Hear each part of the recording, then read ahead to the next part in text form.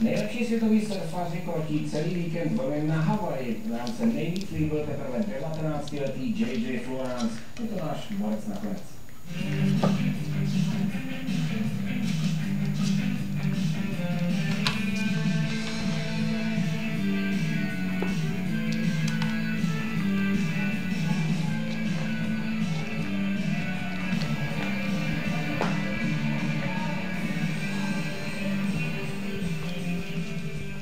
Tak a to je z nedělního sportu všechno. Užijte si hezký večer a nashledanou zítra.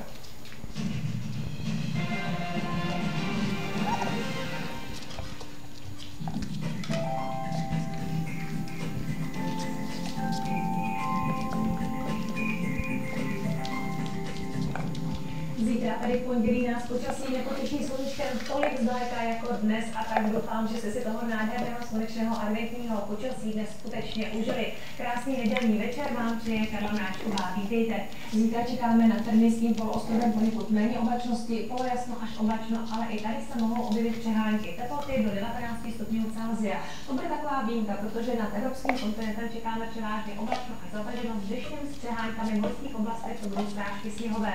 A nejvíce oblačnosti pak bude nad Evropou severovýchodní a také východní. Dokonce i do střední